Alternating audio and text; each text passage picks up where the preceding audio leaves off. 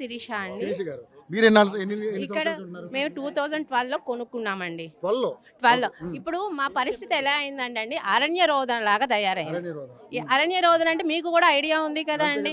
ఒకప్పుడు అడవిలో కొనుక్కున్నాం. ఒకప్పుడు ఇది అడవి. 2012లో ఇది ఒక అడవి. అడవిలో ఏదో ఎంపీఆర్ స్టార్ట్ చేశారు. మేము అందరం మధ్య తరగతి వాళ్ళం. దాదాపు ఇక్కడ ఉండే వాళ్ళు 90% మంది మధ్య తరగతి వాళ్ళండి. అప్పుడు వాళ్ళు కొనుక్కున్నారు అంటే ఏదో అవుట్కట్స్ లో మనకు అందుబాటులో అమ్ముతున్నారు, మనం కొనుక్కుందాం, కొంచెం పీస్ఫుల్ లైఫ్ గడుపుదాం అనుకున్నారు. అప్పుడు ఏదో లోన్లు తీసుకొని, అప్పుడు మాకు ఈవెన్ వాటర్ గురించి కూడా చాలా సమస్య అయింది. మంజీరా వాటర్ రావడానికి, ఇంకోటి మూసి అన్నారు కదండి, కంపారిటివ్లీ ఇప్పుడుతో పోల్చుకుంటే అప్పుడే వాసన ఎక్కువ ఉంది. ఒకప్పుడు ఎందుకంటే ఇది అరణ్యం కదండి, ఇప్పటికన్నా అప్పుడే ఎక్కువ వాసన ఉంది. ఆ టైంలోనే మేము కొనుక్కున్నాము. ఈఎంఐ అందరం మధ్య తరగతి వాళ్ళము, ఏదో చిన్న చిన్న ఉద్యోగాలు చేసుకుంటూ ఈఎంఐలు కట్టుకుంటూ ఇప్పుడు కొంత సెటిల్ అవుతున్నాము, పిల్లలు పెద్దవాళ్ళు అవుతున్నారు, నెక్స్ట్ స్టెప్ ఏందని ఆలోచించే టైంలో ఇంకోటి అండి ఎలా ఇస్తున్నారు. ఇప్పుడు ఫస్ట్ ఏమో మనకి ఏంది 1.5 year బ్యాక్ హైడ్రా అన్నారు. ఇది అసలు మూసి అంటారా అంటే నాకు తెలిసి ఇది మూసి కాదు, ఒక వాగు. పల్లెటూరులో అయితే దీన్ని వాగు అంటారు. ఎందుకంటే వరదలు మేము ఇప్పటికి కూడా వాగే, ఇది వాగే అండి, ఒక కాలువ అంతే. ఏంటంటే వరదలు వచ్చినప్పుడు పైనుంచి మనకి ఏమైనా గేట్లు ఎత్తివేచ్చినప్పుడు మాత్రమే వాటర్ ఫ్లో చూస్తాం. ఇప్పుడు కూడా చూడండి మీరు, వాటర్ ఫ్లో ఎంత ఉంది, చాలా తక్కువ ఉంది. కింద ఉండే రాళ్ళు కూడా కనిపిస్తున్నాయి. ఏదో పర్యావరణం, చెట్లు ఏవో చాలా. ఇంకోటి ఇక్కడ తీసుకున్న వాళ్ళందరూ కూడా ఫస్ట్ ఆఫ్ ఆల్ ప్రశాంత వాతావరణము అన్నట్టు తీసుకున్నారు. ఇంకొకటి అప్పట్లో తీసుకున్నప్పుడు ఎవడు రాలేదు కదండి. ఇప్పుడు ఏమవుతోంది, టు బి ఫ్రాంక్ చెప్పాలంటే హైడ్రా అన్నారు, 1.5 year బ్యాక్ హైడ్రా అన్నారు, FTL అన్నారు, బఫర్ జోన్ అన్నారు. అంత ముందు ఈ పదాలే తెలియవండి జనాలకి. ఇంకోటి అప్పుడు అప్రూవల్ ఇచ్చారు, మాకు లోన్స్ ఇచ్చారు, అప్రూవల్ ఇచ్చారు, లోన్స్ ఇచ్చారు, అన్ని మీ పేపర్లు పక్కాగా ఉన్నాయన్నారు. ఇది పట్టా ల్యాండ్ అన్నారు. కొనుక్కునే మధ్యతరగతి వాడు అన్ని చూసుకుంటాడు కదండి. వాడి జీవితంలో ఒకే ఒక ఇల్లు కొనుక్కుంటాడండి మధ్యతరగతి వాడు. బాగా డబ్బులున్న వాళ్ళ సంగతి మాకు తెలియదు కానీ మధ్యతరగతి వాడి జీవితం కళ ఒక ఇల్లు. అది కూడా ఇప్పుడు ఇండిపెండెంట్ హౌస్కి వెళ్ళలేదు వాడు, అపార్ట్మెంట్, వాడి కింద ల్యాండ్ లేదు. ఏదో ఉండడానికి జీవితంలో ఏదైనా ఆపద వచ్చినా ఏదైనా నాకంటూ ఒక ఇల్లు ఉంది అన్న భావంతోనే కొనుక్కుంటాడు ఎవరైనా. ఇప్పుడు ఏమైంది, ఓకే అందరం సెటిల్ అవుతున్నాం, ఏదో నాకంటూ ఒక ఇల్లు ఉంది. ఇప్పుడు ఏమవుతుందండి, అప్పుడు బఫర్ జోన్ అన్నారు, మీది బఫర్ జోన్లోకి వస్తుంది అన్నారు. అప్పుడు టెన్షన్ పడ్డాం. ఫైనల్ ఏమైంది, మీది బఫర్ జోన్లో లేదు అన్నారు. రిలాక్స్ అయ్యాం అందరం. అమ్మ అంటే బఫర్ జోన్ అంటే ఎవరైనా యాక్సెప్ట్ చేయాలండి, ఎందుకంటే జన నష్టం ఉంటుంది, ప్రాణ నష్టం ఉంటుంది. కాబట్టి ఓకే మీది బఫర్ జోన్లో ఉందని మన సీఎం రేవంత్ రెడ్డి గారు అన్నప్పుడు మన మంచి కోసమే చెప్తున్నారు కదా అని మేము డిసైడ్ అయ్యాం. ఇంతవరకు వస్తుంది అన్నారు, ఓకే అప్పుడు డిసైడ్ అయిపోయాం, ఇచ్చేద్దాము. ఎందుకంటే కిందకి వరద వెళ్తుందంటే మన సేఫ్ అని కదా, మిగతా వాళ్ళని కూడా చూడాలి కదండి. జనరల్ మన దేశంలో ఉన్నప్పుడు అది ఇంకోటి మిగతా వాళ్ళు కూడా బాగుండాలి అనేది మన కోరిక. ఎందుకంటే మధ్యతరగతి వాళ్ళని ఎప్పుడు అదే ఆలోచిస్తాం, ఒకరిని తన్ని మన పైకి రావాలని ఎప్పుడు కోరుకోం. అప్పుడు మేము యాక్సెప్ట్ చేస్తాం, మీది లేదు క్లియర్ అని చెప్పారు. ఓకే ఇప్పుడు ఏమవుతుంది, టోటల్ గా ఆ ప్రాజెక్టే మార్చేశారు. మాది అంటే టోటల్ గా ఈ ఏరియా మీద దృష్టి పడింది, దృష్టి పడింది. బాపు ఘాట్ ఉందండి. నేను చిన్న క్వశ్చన్ అడుగుతున్నాను, బాపు ఘాట్కి ఎంతమంది ప్రజాప్రతినిధులు నెలకొకసారి వచ్చి దాన్ని చూస్తున్నారు? ఒక అక్టోబర్ 2 మేము హడావుడి చూస్తాం. అక్టోబర్ 2 రోజు మాత్రమే మేము చూస్తున్నాం. ఆ గాంధీ గారి మీద దుమ్ము పడని, డస్ట్ పడని, చెత్త పేపర్లు ఉండని చుట్టూరు రోజు ఎవరు క్లీన్ చేస్తున్నారండి? అక్కడ ఎవరు తిరుగుతున్నారు? ఈవెన్ ఒక అబ్జర్వర్ కూడా లేరండి. అక్టోబర్ 2 మాత్రమే మేము చూస్తున్నాం. ఇప్పుడు మీరు కట్టండి, పెద్ద విగ్రహం కట్టండి, తీసుకోండి, లిమిటెడ్ ప్లేస్ తీసుకోండి.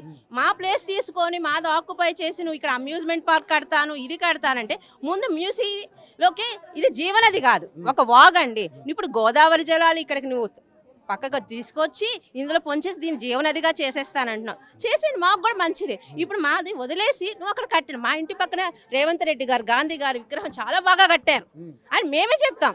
అలాంటిది మాది తీసుకుంటాను అంటే ఇంత 12 సంవత్సరాల నుంచి కష్టపడి ఈఎంఐలు కట్టుకుని ఇంకా కట్టుకునే వాళ్ళు ఉన్నారండి. క్లియర్ అయిన వాళ్ళు ఇంకా చాలా మంది లేరు, ఉన్నారు. టోటల్గా 450 ఫ్యామిలీస్ అంటే అరౌండ్ 3000 మెంబర్స్ అండి మా మీద జీవనోపాధి పొందుతూ లేబర్ వర్కర్స్ కానీ వాళ్ళు కూడా దాదాపు 100 to 150 మెంబర్స్ ఉన్నారు ఈ మొత్తం టోటల్గా టోటల్ గా.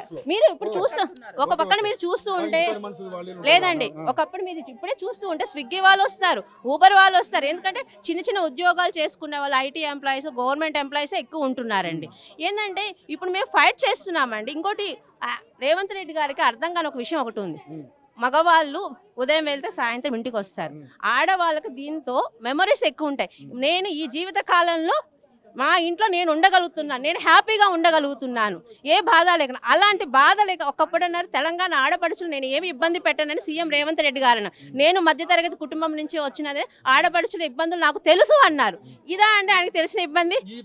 ఈ ఇబ్బంది తెలుసా? ఇంకొకటండి, ఇది ఒక పేపర్లో ఒక కార్నర్లో ఇచ్చారు. 89, 90 MPR A and B block survey numbers 89, 90 land acquisition అన్నారండి. ఇంకొకటి అది బాగుంది, మీరు ఇచ్చారు. కానీ ఇవి ఇచ్చినప్పుడు వెంటనే మీ తరఫున ఒక్క ప్రజాప్రతినిధి ఇక్కడికి వచ్చి మేము ఇలా తీసుకోవాలనుకుంటాం, బిఫోర్ నేను తీసుకోవాలనుకుంటున్నాను, మీకు ఇష్టమా? లేకపోతే 1 or 2 మీటింగ్స్ మీరు కండక్ట్ చేశారా? ఇక్కడ ఫ్యామిలీలు ఎలా సర్వైవల్ అవుతున్నాయి, వాళ్ళ బాధలు ఏంటి, వాళ్ళ ఉద్యోగాలు ఎలా ఉన్నాయి, చిన్న ఉద్యోగాలు, నేను ఇది తీసుకుంటే వాళ్ళకి నెక్స్ట్ స్టెప్ ఏంటి? ఇప్పుడు ఇంతమందికి ఆయన ఉద్యోగాలు చూపించేస్తారా అండి? మా ఫ్యామిలీలన్నీ జీవనాధారం అదే కదా అండి. ఇప్పుడు మాకు పోషణ అన్ని, మా పిల్లల చదువులు ఆయన చూడగలరా? ఒక్క మాటలో అనేస్తారు నేను గాంధీవర్ సరోవర్ ప్రాజెక్ట్ కట్టేస్తాను, మన రాష్ట్రాన్ని దేశానికన్నా ప్రపంచవ్యాప్తంగా నేను చాలా బాగా చూపిస్తాను, చాలా మాకు ఇష్టమే. కానీ మా బతుకుల్ని కాదు, మా బతుకుల్ని పనంగా పెట్టి నువ్వు చెయ్యదు. మా అపార్ట్మెంట్ వదలండి, మీకు చాలా స్పేస్ ఉంది.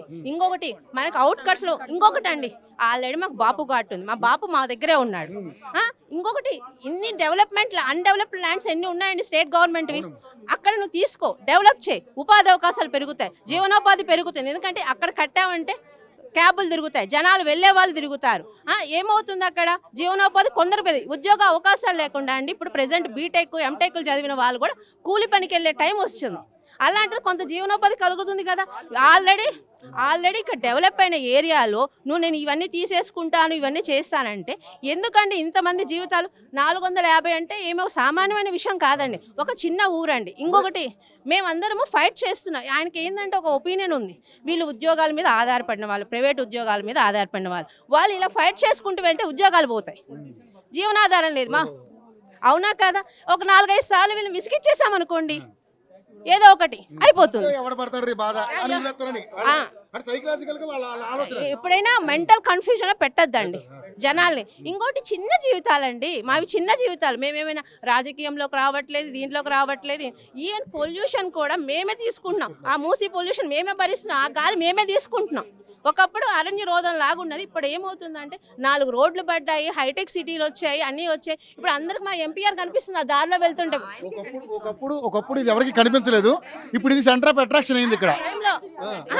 లేదండి, ప్రైమ్ లో కాదండి, ప్రైమ్ లొకేషన్ అయిందండి. ఇప్పుడు మీరు కట్టండి, నేను కాదనట్లేదు, కట్టండి, మాకు కూడా ఇష్టమే. ఎంతవరకు అవసరం మీరు ఇక్కడే కట్టాలనుకుంటున్నారు? ఈసీ మూసి సంగమం దీని కూల్చి డెవలప్ చేయాల్సినంత అవసరం అయితే లేదు కదండి. లేదండి, ఆ త్రివేణి సంగమం దగ్గర కట్టండి. గాంధీ బొమ్మ కూర్చున్న గాంధీ ఉన్నాడు, ఇప్పుడు మాకు నిలబడిన గాంధీ కూడా వస్తారు, మేము కూడా గాంధీవాదులం. ఇంకొకటి అండి, ఇప్పుడు పిల్లలకి మేము ఏం మెసేజ్ ఇవ్వాలండి?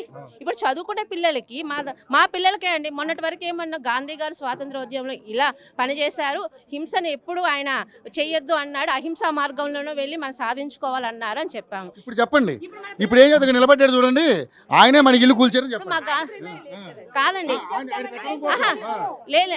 అలా కాదండి. ఇప్పుడు గాంధీ గారి గురించి చెప్తున్నప్పుడు మన పిల్లలు ఏమంటారు? అమ్మ అన్ని బాగున్నాయి, మన రాజకీయ నాయకులు కూడా కాదు అహింస ద్వారా వెళ్ళాలి కదా, ఇంత హింసగా మనల్ని అలా తోసేస్తూ మీ ల్యాండ్ మేము తీసేసుకుంటున్నాం అంత ఇది చేస్తున్నారు. ఇప్పుడు వాళ్ళే ఆచరణ మార్గంలో లేకపోతే మాకెందుకు చెప్తున్నారని పిల్లలు అడిగినప్పుడు మేము ఏం చెప్పాలండి? అవునా కదా?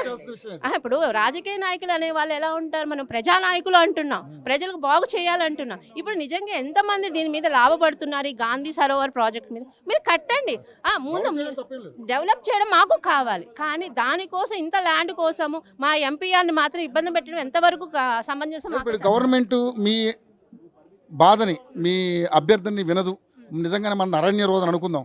సో ఏం నెక్స్ట్ స్టెప్ ఏంటి? ఒకటే అండి, ఇప్పుడు అందరికీ ఉంటుంది ఒక టైం అనేది, ఎవరికైనా ఉంటుంది. కాలం అన్నీ నిర్ణయిస్తుందండి. కానీ మీరు ఈ ఎంపీఆర్ని తీసుకోవాలంటే ఇంతమంది ఫ్యామిలీస్ జీవితాల్లో అన్ని పడగొట్టేసి వాళ్ళ ఆశలని అన్ని అనగదొక్కేసి తెలంగాణ ప్రభుత్వం ఎంతవరకు ముందుకెళ్తుందండి? మీరు ఎంతవరకు రేవంత్ రెడ్డి గారు ముందుకు తీసుకెళ్తారో మాకైతే అర్థం కాలేదండి. సో మరి ఇది ప్రజాపాలన అంటున్నారు, మరి ఇది ప్రజాపాలన లేకపోతే ప్రజలు వేధించే పాలన అనేది మీరే అర్థం చేసుకోవాలి. లేదండి, అది నేను సీఎం రేవంత్ రెడ్డి గారికి వదిలేసిన, ఆయన విజ్ఞతకే వదిలేసిన. మేము చెప్పమండి, ఎందుకంటే అందరం ఓట్లు వేసిన వాళ్ళమే, గెలిపించిన వాళ్ళమే. ఏదో చేంజ్ తీసుకొస్తారని గెలిపించిన వాళ్ళు, కానీ అనూహ్యంగా ఈ చేంజ్ తీసుకొస్తారని మేమైతే అనుకోలేదండి.